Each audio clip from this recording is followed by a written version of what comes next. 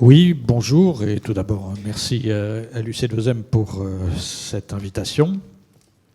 Bon, ça a été dit tout à l'heure, mais je voudrais quand même le redire. C'est vrai qu'il y a un côté un peu surréaliste à notre discussion ce matin, dans le contexte où nous sommes, avec des bombes qui tombent sur des hôpitaux en Europe, avec des gens qui meurent, des hommes, des femmes et des enfants, et un dictateur qui semble capable, assez fou, pour menacer de nous vitrifier s'il n'atteint pas ses buts. Mais malgré tout, il faut effectivement discuter toutes ces questions comme si la vie allait continuer normalement au cours des prochains mois et des prochaines semaines. En ce qui nous concerne, les points sur lesquels je voudrais insister à ce stade, on reviendra de manière plus détaillée par la suite, c'est qu'on considère que le principal moteur de l'explosion des dépenses de santé aujourd'hui, ce sont les problèmes environnementaux. C'est les pesticides, c'est les produits reprotoxiques, c'est la pollution de l'air, etc., qui aboutit à une très forte augmentation des maladies chroniques, des maladies de longue durée, du diabète et toutes ces choses-là. Je sais que vous connaissez ça certainement mieux que moi parce que je ne suis pas un personnel de santé, mais en ce qui nous concerne, c'est vraiment l'action qu'on va mener, qu'on veut mener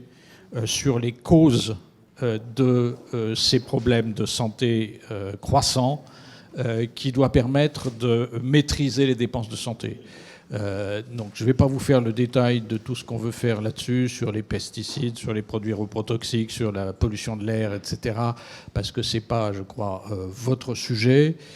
mais je pense que c'est vraiment le sujet des Français, c'est vraiment le sujet clé pour l'évolution des dépenses de santé. Donc c'est maîtriser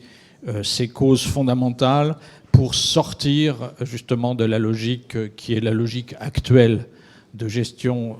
du système de santé et de ses dépenses en particulier, qui est une logique de rationnement bureaucratique, autoritaire, étatiste, vertical, qui fait que ça se passe mal dans le système de santé. Donc ça, c'est un point sur lequel je voulais insister en amont.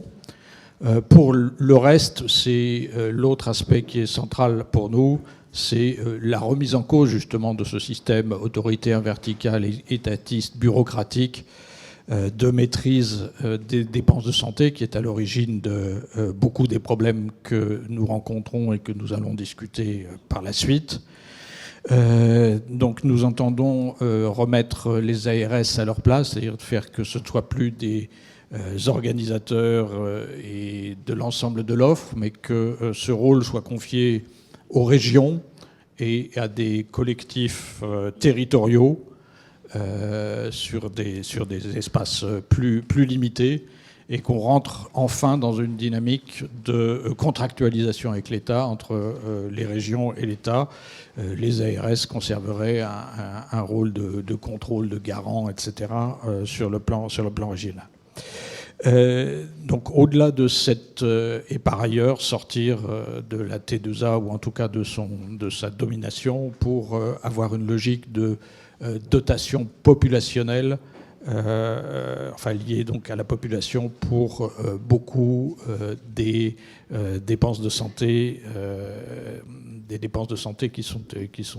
nécessaires. Donc au-delà de ces aspects, donc nous avons des propositions plus précises, mais je pense qu'on pourra en rediscuter sur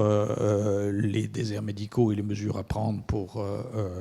réussir à les repeupler, sur l'hôpital public, la reprise de leurs dettes, l'embauche d'un certain nombre de personnels,